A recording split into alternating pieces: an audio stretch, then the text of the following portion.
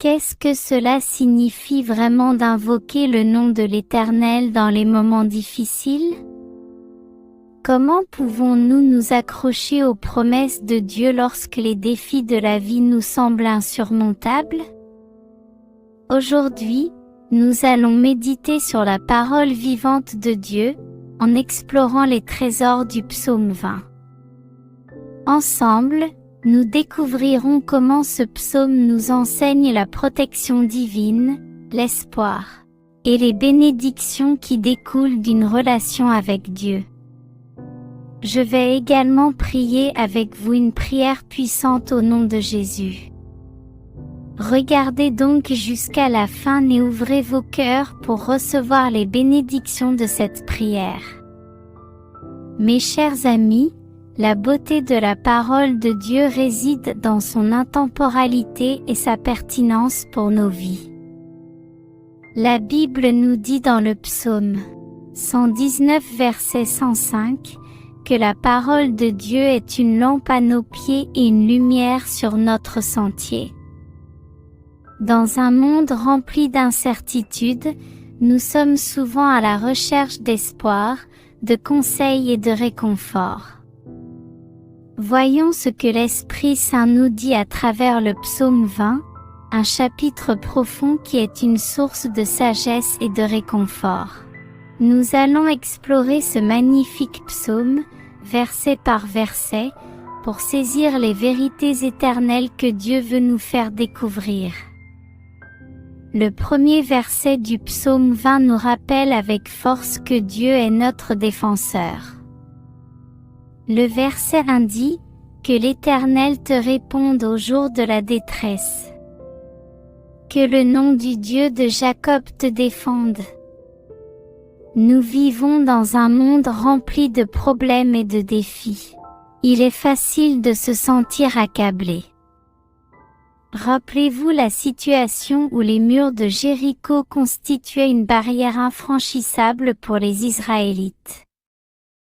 Ils auraient pu se sentir découragés, mais Josué 6, verset 2, nous donne l'assurance de Dieu.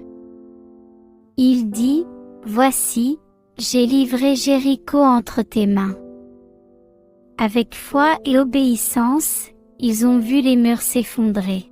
De même, face à nos défis, les promesses de Dieu peuvent être notre lueur d'espoir.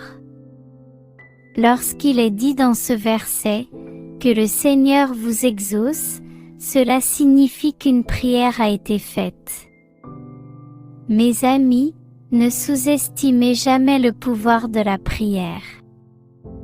Jacques 5, verset 16, dit, « La prière fervente efficace d'un homme juste est d'un grand secours. » Le verset mentionne également le nom du Dieu de Jacob. Pourquoi n'a-t-il pas simplement dit Dieu? Rappelez-vous que Jacob était un homme qui a lutté avec Dieu et qui a été transformé par cette expérience. Son nom a été changé en Israël, ce qui signifie « celui qui lutte avec Dieu ». Le Dieu de Jacob est un Dieu qui laisse de la place à nos questions, à nos luttes et même à nos doutes. La défense de Dieu n'est pas simplement un bouclier, mais une expérience transformatrice qui nous rend plus forts.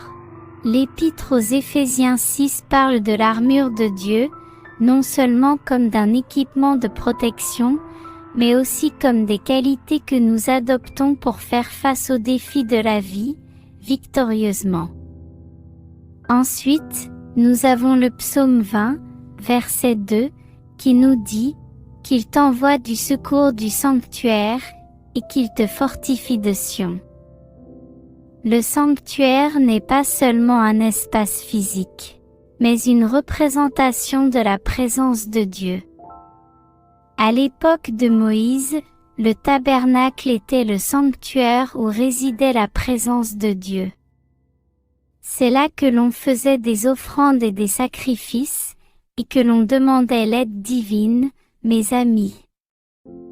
Le sanctuaire de Dieu vous est accessible où que vous soyez. Matthieu 18, verset 20, nous assure que là où 2 ou 3 sont réunis en son nom, il est au milieu d'eux. Le psaume parle également de Sion, qui représente souvent la demeure de Dieu dans les Écritures. Il ne s'agit pas seulement d'un lieu, mais aussi du peuple de Dieu. Ainsi, lorsque le psalmiste prie pour que la force vienne de Sion, il prie pour la force divine qui vient d'une relation étroite avec Dieu et son peuple. Si nous regardons l'histoire de Josaphat dans 2 Chroniques 20, nous voyons un exemple de la façon dont l'aide vient de l'extérieur. Nous voyons un exemple de l'aide qui vient du sanctuaire. Josaphat a proclamé un jeûne et a demandé au Seigneur de le guider. Dieu a répondu en plaçant des embuscades contre leurs ennemis. Ils n'ont même pas eu à combattre.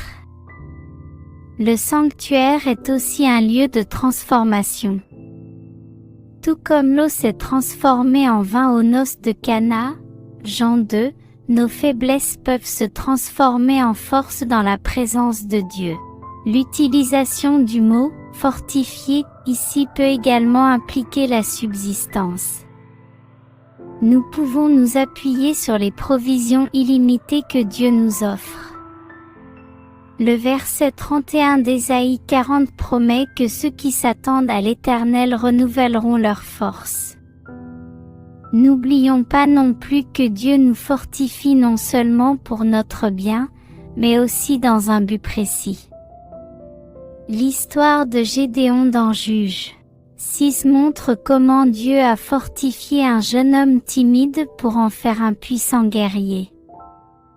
Cette force n'était pas seulement pour lui. Elle devait permettre à son peuple de se libérer de l'oppression. Dans ces 2 simples phrases, nous trouvons l'essence de notre voyage spirituel. L'aide du sanctuaire et la force de Sion. L'une renvoie à notre relation verticale avec Dieu, et l'autre à notre relation horizontale avec son peuple. Les 2 sont essentiels pour une foi équilibrée et résistante. Ainsi, par exemple, votre rencontre spirituelle avec notre canal « Priez tous les jours pour votre foi » renvoie à une relation horizontale. Chaque jour, en nous unissant dans la dévotion et la prière, nous exploitons la force combinée de notre communauté chrétienne remplie de foi.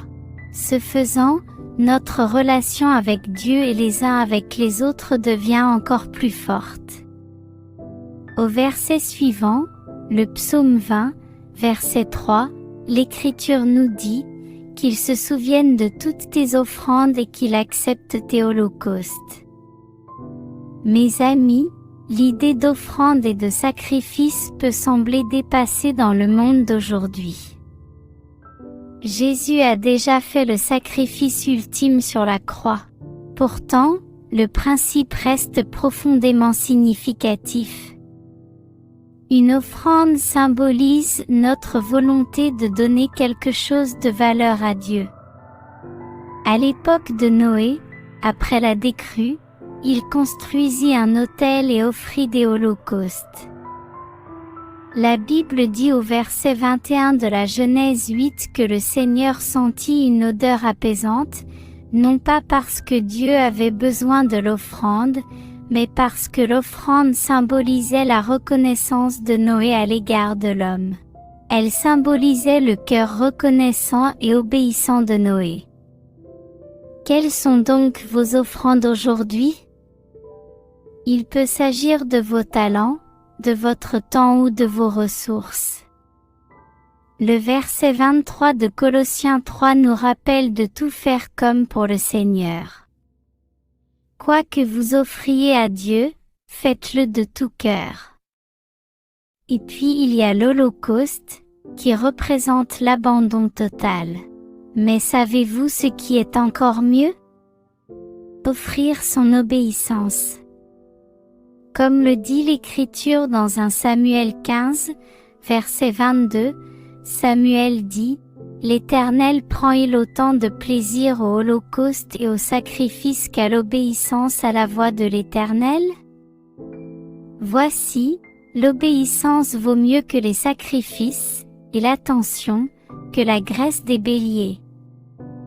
L'obéissance, mes amis, est la véritable mesure de notre amour et de notre engagement envers Dieu. Il est intéressant de noter que les offrandes ne consistent pas seulement à donner, mais aussi à ce que Dieu se souvienne de nos offrandes et les accepte. Se souvenir signifie que Dieu prend note. L'histoire de Corneille dans Acte 10 en est un bon exemple. Ses offrandes et ses prières sont devenues un mémorial devant Dieu, et cela a déclenché l'action divine. Écoutez ceci. L'acceptation de nos sacrifices ne signifie pas seulement que Dieu les accepte, mais qu'ils lui plaisent, tout comme l'offrande d'Abel était agréable à Dieu dans Genèse 4 versets 3 à 5. Il peut en être de même pour les nôtres. Cependant, l'acceptation s'accompagne de sincérité et d'intégrité. Dieu ne se contente pas de regarder le don, mais il regarde le cœur de celui qui l'offre. Passons maintenant au psaume 20, versets 4 et 5, qui dit « Qu'il t'accorde selon le désir de ton cœur et qu'il accomplisse tous tes desseins. Nous nous réjouirons de ton salut. Et au nom de notre Dieu, nous dresserons nos bannières. » À première vue, cela peut sembler être une assurance générale ou une promesse d'obtenir tout ce que nous voulons. Mais il y a beaucoup plus de profondeur qu'il n'y paraît. Dieu s'intéresse aux désirs de notre cœur. Oui, mais ces désirs sont souvent façonnés et affinés par notre relation avec lui. Le psaume 37, verset 4, nous dit de faire nos délices du Seigneur, et il nous donnera les désirs de notre cœur. Ainsi, plus nous sommes proches de Dieu, plus nos désirs s'alignent sur sa volonté.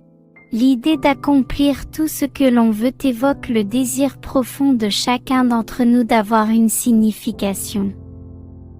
Regardons l'histoire de Déborah dans le livre des Juges, chapitres 4 et 5. Elle était prophétesse et juge, et Dieu l'a utilisée pour délivrer les Israélites des Cananéens. Son but était plus important que son rôle. Il s'inscrivait dans l'histoire de la rédemption de son peuple. Le verset 5 du psaume 20 dit « Nous nous réjouirons de ton salut ». L'accent n'est donc plus mis sur les désirs et les objectifs individuels, mais sur la célébration communautaire de la délivrance de Dieu. Le terme « salut » ne se réfère pas seulement au salut spirituel, mais aussi à la délivrance d'ennemis, de maladies ou de calamités. Lorsque Dieu est intervenu en faveur des Israélites contre les Égyptiens à la mer Rouge, Myriam a conduit les femmes à se réjouir et à danser. C'est ce qui se passe dans Exode 15, versets 20 et 21. Il est dit, Myriam, la prophétesse, sœur d'Aaron, prit en main le tambourin, et toutes les femmes sortirent après elle avec des tambours et des danses. Myriam leur répondit, chantez à l'Éternel, car il a fait éclater sa gloire. Il a jeté dans la mer le cheval et son cavalier. Et n'oublions pas la puissante déclaration du verset 5, qui dit, au nom de notre Dieu, nous dresserons nos bannières. Une bannière était utilisée dans les temps bibliques pour rallier des troupes ou pour déclarer une victoire. C'est une déclaration d'identité et de propriété. Les Israélites ont été guéris lorsque les Israélites ont regardé le serpent d'airain que Moïse avait soulevé. Ils ont été guéris, comme nous le voyons dans le livre des Nombres, chapitre 21, versets 8 et 9. La bannière signifiait la puissance et la miséricorde de Dieu. Mes amis, notre célébration n'est pas seulement pour nous, mais elle sert de témoignage puissant. Vos percées, vos victoires, deviennent une bannière déclarant la fidélité de Dieu, tout comme les murs de Jéricho s'écroulant, ont servi de bannière pour le peuple de Dieu pour les générations à venir. Regardons maintenant le psaume 20, verset 6, qui nous rappelle que l'Éternel sauve son oint. Il dit, « Je sais que l'Éternel sauve son oint. Il lui répondra de son saint ciel par la force salvatrice de sa droite. » Ce verset parle de l'assurance qui découle de l'expérience du salut de Dieu. Le terme « oint » désigne souvent une personne choisie ou mise à part par Dieu pour une tâche particulière. Considérons l'histoire de Jéhu dans 2 Rois 9. Il a reçu l'onction pour devenir roi d'Israël et a été chargé d'anéantir la maison d'Achab. C'était une mission difficile. Mais parce qu'il avait été oint, il était parfaitement équipé. En d'autres termes, il était trop béni pour être stressé et trop oint pour être déçu. Je vous invite donc à ouvrir la bouche, où que vous soyez, et à faire cette puissante déclaration de foi. Dites ceci, je suis trop béni pour être stressé et trop oint pour être déçu. Ne vous sentez-vous pas mieux? Prononcer ces mots, c'est non seulement remonter le moral, mais c'est aussi nous rappeler la faveur et la grâce divine sur nos vies. Lorsque nous exprimons notre foi et les promesses de Dieu, nous renforçons la vérité de son amour et de sa puissance dans nos cœurs. Mes amis, chaque fois que vous prononcez de telles affirmations, vous construisez une forteresse de foi contre les doutes et les peurs qui tentent de s'insinuer. Que ces affirmations soient votre bouclier et votre force dans les moments difficiles. Rappelez-vous que le pouvoir de vie et de mort est dans la langue. Choisissez la vie, choisissez la foi, choisissez la victoire. Maintenant, passons à autre chose. Le verset se poursuit par ces mots, de son saint ciel, ce qui nous rappelle que l'intervention de Dieu se fait d'un point de vue divin, bien au-dessus de nos défis terrestres. Dans l'histoire de Balaam et de son ânesse, au chapitre 22 du livre des Nombres, nous voyons que la perspective de Dieu est très différente de la nôtre. Balaam était irrité par le comportement de l'âne, ignorant qu'un ange de Dieu bloquait le chemin. Le point de vue céleste de Dieu est toujours plus large et plus profond que le nôtre. Ses voies sont plus élevées que les nôtres. La force salvatrice de sa main droite donne un sentiment de puissance et d'intimité. La main droite était souvent levée lors de serments et d'alliances, symbolisant l'honneur et l'engagement. Pensez à Pierre marchant sur l'eau dans Matthieu 14. Il a commencé à couler lorsqu'il a quitté Jésus des yeux, mais ce dernier a tendu la main et l'a rattrapé. C'est la force salvatrice de la main droite de Dieu. Ce verset fait également écho au célèbre récit de David et Goliath. David a été oint, non pas en tant que guerrier, mais en tant que berger. Pourtant, ce sont les compétences du berger, la capacité à lancer une pierre, qui ont fait tomber le géant. C'est ce qui a permis d'abattre le géant. Dieu a utilisé ce que David avait, en l'équipant d'une force salvatrice. Alors, mes amis, prenons courage en sachant que Dieu équipe ceux qu'il appelle. Votre onction est faite pour vous, et elle s'accompagne de l'assurance de la force salvatrice de Dieu. J'ai personnellement compris que, bien souvent, les réponses à nos défis se trouvent déjà parmi nous. Les clés de notre percée et de notre délivrance sont souvent à portée de main. Nous sommes déjà équipés par Dieu pour nous libérer. Alors, lorsque vous êtes confronté à des épreuves ou à des défis, observez votre environnement. Regardez autour de vous. Quelles sont les bénédictions dont vous bénéficiez? Y a-t-il quelque chose qui vous échappe? Je vous invite à prendre un moment d'introspection et d'observation. Recherchez la sagesse de Dieu. Demandez-lui de mettre en lumière toute action qui pourrait ne pas correspondre à sa volonté. Il nous a donné des ressources, des dons uniques, des capacités. Il nous a donné des ressources, des dons uniques, des capacités et le discernement nécessaire pour traverser les épreuves et les défis de la vie. Il nous a équipés pour le but qu'il a placé devant nous. C'est pourquoi, dans les moments de doute, nous devons avoir la foi et être patients.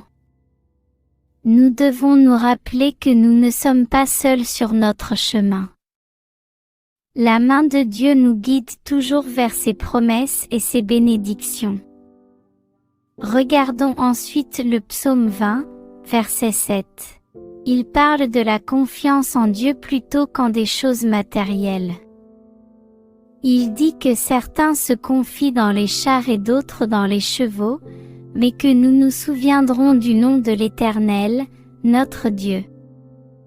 Dans le monde dans lequel nous vivons, il est facile de faire confiance aux choses matérielles comme les actions, les maisons, les voitures, les emplois.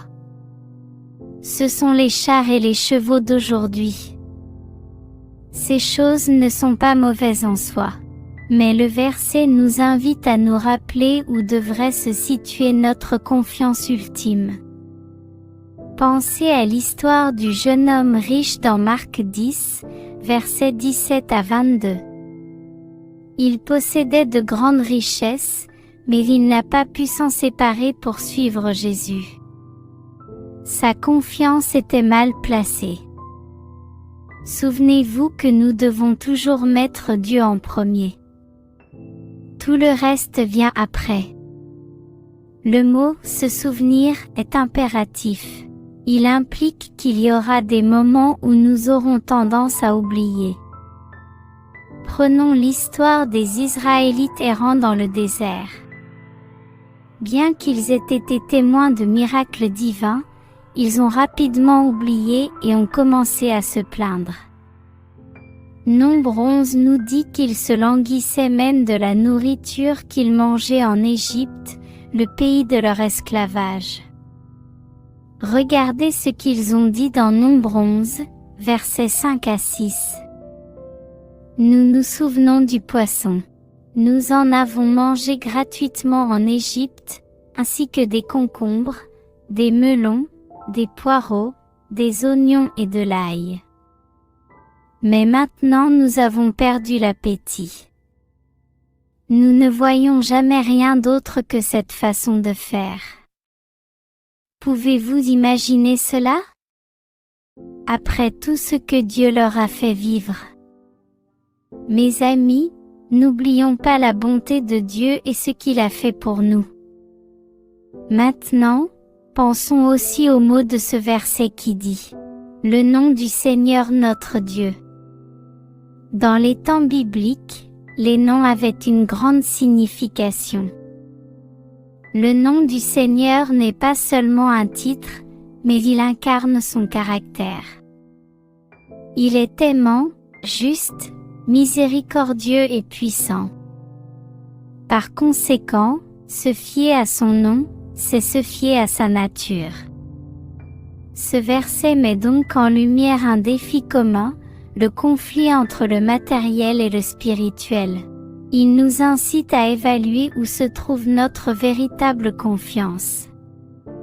Jésus nous dit dans Matthieu 6, verset 21, que là où est notre trésor, là aussi sera notre cœur. Que gardez-vous précieusement aujourd'hui, mes amis? Où se trouve votre trésor? Les choses matérielles peuvent offrir un soulagement ou une satisfaction temporaire, mais elles ne peuvent pas offrir les récompenses éternelles qui viennent avec la confiance en Dieu. Prenons par exemple l'histoire du roi Asa dans 2 Chroniques 16. Il a demandé l'aide des médecins pour soigner sa maladie, mais il n'a pas cherché le Seigneur et a fini par mourir. Quelle est la leçon à en tirer? Notre confiance ultime doit être en Dieu seul. La confiance va au-delà de la simple reconnaissance. Elle exige une action. Les Israélites ont dû physiquement entrer dans le Jourdain, avant qu'ils ne se séparent. C'est ce que nous voyons dans Josué 3, versets 14 à 17. Ils ont dû agir en fonction de leur confiance en Dieu. Il en va de même pour nous, mes amis. Et pour votre édification, avez-vous réalisé que les Israélites n'ont pas seulement vécu la séparation de la mer Rouge? Oui, ils ont également été témoins de la séparation du Jourdain lorsqu'ils étaient sur le point d'entrer dans la terre promise. Cet événement miraculeux nous rappelle avec force que la puissance et la fidélité de Dieu ne sont pas réservées à des événements ponctuels, mais qu'elles s'exercent à chaque saison de notre vie. Il souligne également que les miracles de Dieu ne sont pas uniquement réservés à nos débuts, mais qu'ils sont présents même lorsque nous passons à de nouveaux chapitres de notre vie. L'histoire de la séparation du Jourdain se trouve dans le livre de Josué, plus précisément dans les chapitres 3 et 4. Mes amis, il y a des victoires et des réponses au nom de Dieu. C'est ce dont parle le psaume 20, versets 8 à 9. La parole dit, « Ils se sont courbés et sont tombés, mais nous nous sommes levés et nous nous tenons debout. » Sauf qui peut, Seigneur. Que le roi nous réponde quand nous l'appelons. Le psaume se termine donc par une image contrastée. Les ennemis sont tombés, mais le peuple de Dieu se tient debout. Cela fait écho à l'histoire des murs de Jéricho dans Josué 6. Les ennemis avaient une défense solide, mais lorsque les Israélites ont obéi à la stratégie inhabituelle de Dieu, les murs se sont écroulés. L'appel au salut de ce verset, qui dit « Sauve le Seigneur », n'est pas seulement un appel à l'aide, mais une déclaration sur l'origine de notre aide. L'équivalent dans le Nouveau Testament pourrait être le cri des disciples lorsqu'ils ont été pris dans la tempête dans Marc 4, versets 37 à 39. Ils se sont écriés, « Maître, ne te soucies-tu pas de ce que nous périssons ?» Et Jésus a répondu en calmant la tempête. Écoutez ces paroles. Que le roi nous réponde quand nous l'appelons. Dieu est roi. Il est souverain dans toutes les situations. Pensez à l'histoire de Jonas dans le ventre du poisson.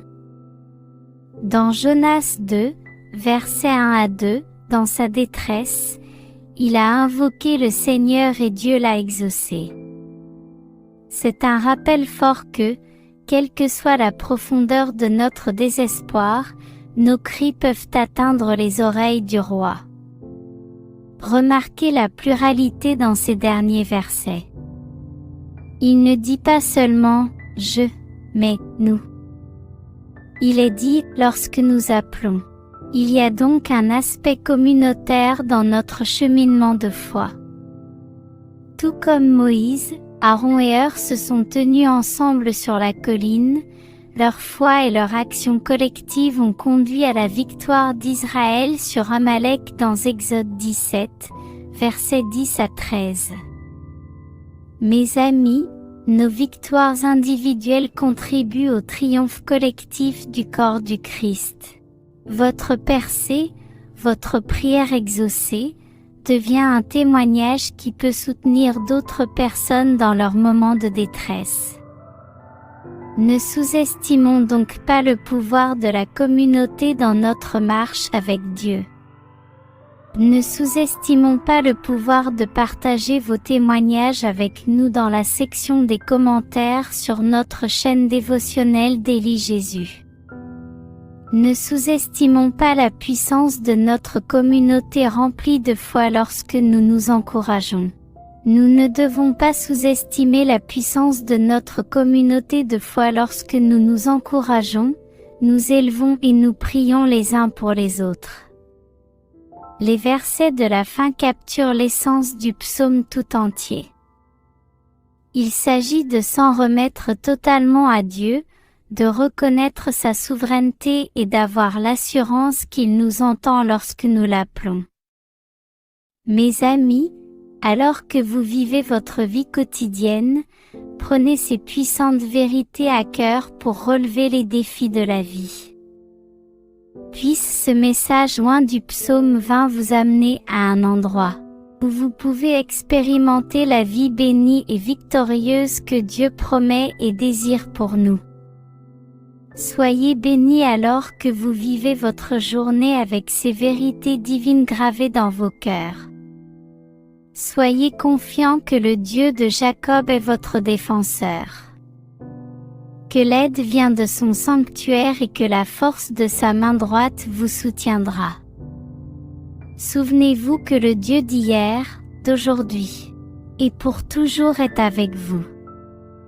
Il vous a donné la force et la résistance nécessaires pour vaincre.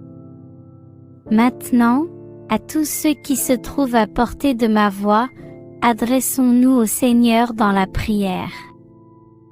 Je veux que vous priez cette prière avec moi afin que vous puissiez bénéficier de toutes les bénédictions de cette prière. Prions notre Dieu gracieux et miséricordieux, notre Père céleste, notre Dieu tout-puissant. Tu es magnifique dans toutes tes voies, glorieux au-delà de toute mesure et fidèle au-delà de toute compréhension. Ton amour ne connaît pas de limite et ta grâce est incommensurable. Je me présente humblement devant toi avec des remerciements et des louanges.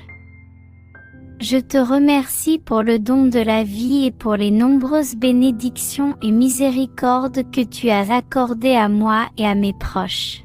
Seigneur, pardonne-moi mes péchés, connus et inconnus, et je pardonne aussi à ceux qui m'ont offensé. Purifie-moi, Seigneur, de toute injustice. Père Dieu, je suis reconnaissant que tu puisses me répondre au jour de la détresse, selon le psaume 20. Dieu de Jacob, tu es ma défense. Tu es ma force de Sion et mon secours dans la détresse. Seigneur, je te confie cette journée, y compris chaque effort, chaque pensée et chaque interaction. Au nom de Jésus, je rejette tout plan de l'ennemi visant à perturber la paix et les bénédictions de cette journée. Je lie tout esprit de confusion, toute force du mal, et je revendique la victoire sur ma vie au nom de Jésus. Père éternel, bénis le travail de mes mains, et que ta face brille sur moi, m'accordant ta grâce, ta faveur et d'abondantes bénédictions. Élargis mon territoire, ô Dieu, et enrichis-moi de toute sagesse et de toute intelligence. Seigneur, puisses-tu ouvrir mes yeux pour que je voie les ressources et les opportunités que tu as placées autour de moi. Puisses-tu me révéler toute action ou pensée mal avisée. Je réclame la guérison au nom de Jésus. Sur chaque cellule, chaque organe, chaque muscle, chaque articulation et chaque système de mon corps, laisse ta puissance de guérison couler à travers moi. En me délivrant de toute forme de maladie, de douleur ou d'inconfort, je demande la protection divine sur moi et mes proches. Père Dieu, place une aide de protection autour de nous, nous protégeant de tout mal ou danger. Tu es notre bouclier. Tu es notre refuge et notre force. J'élève mes proches vers toi. Puissent-ils faire l'expérience de la plénitude de ta grâce, de ton amour et de ton pouvoir de transformation. Père, puisses-tu ouvrir leurs yeux à tes vérités et adoucir leur cœur pour qu'ils acceptent ton amour éternel. Puisses-tu guérir leur corps, renouveler leurs esprits et restaurer leurs âmes. Seigneur, aide-nous à ne jamais oublier tes dispositions, tes bénédictions et tes conseils dans nos vies. Fais que je me tienne toujours droit dans la victoire et que j'entende clairement ta voix chaque fois que je fais appel à toi.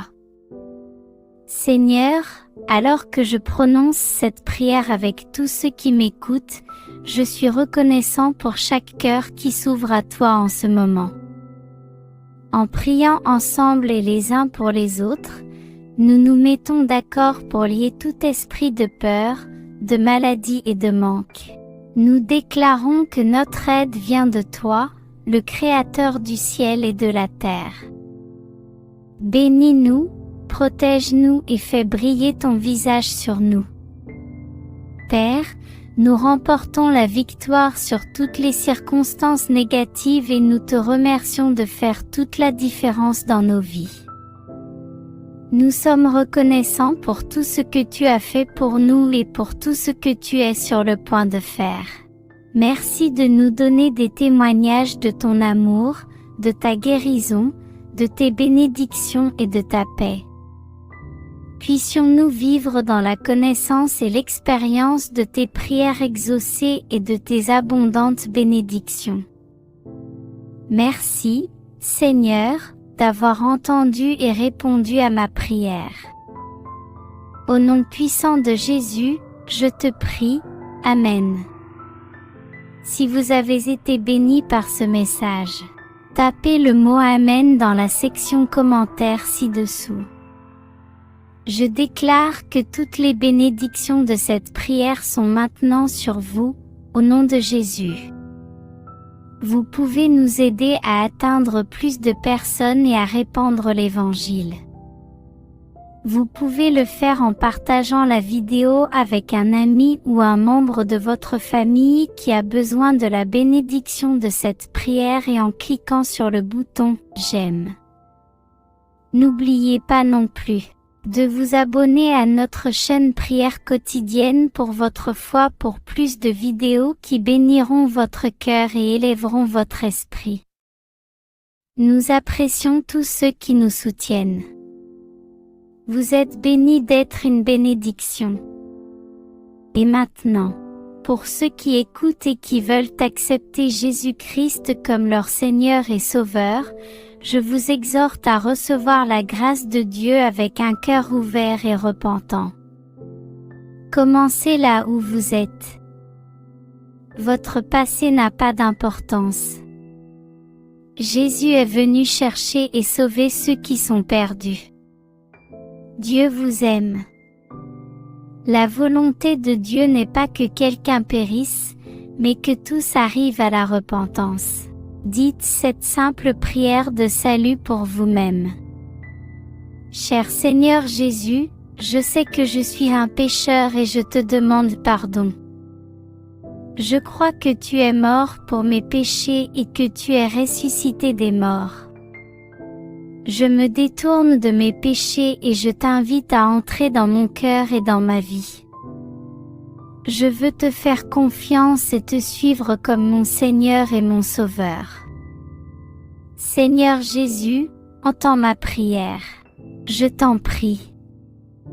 Merci, Seigneur, de m'avoir sauvé. Amen. Maintenant que vous avez fait cette prière, vous pouvez demander à un pasteur de vous baptiser dans une église locale et de rendre cette décision publique. Le baptême est un symbole de cette décision de suivre Jésus. Je vous encourage ensuite à être en communion avec d'autres croyants, à en apprendre davantage sur votre nouvelle vie et à mieux connaître Dieu. N'hésitez pas à laisser vos requêtes de prière dans la section des commentaires, afin que nous puissions les présenter à Dieu pour votre bénédiction et votre victoire. Nous invitons également les autres croyants de la plateforme YouTube et du monde entier à se joindre à nous et à commencer à prier pour vous dès maintenant. Et nous voulons que vous sachiez que même si vous ne voyez pas de réponse à votre demande de prière, cela ne signifie pas que nous n'avons pas prié pour vous. Soyez assurés que nous élevons activement vers Dieu chaque demande conforme à sa volonté. Nous croyons au pouvoir de la prière pour apporter réconfort, guérison et conseil conformément au plan parfait de Dieu. À Dieu soit toute la gloire. Que la grâce et la paix de notre Seigneur Jésus-Christ soient avec vous tous. Amen.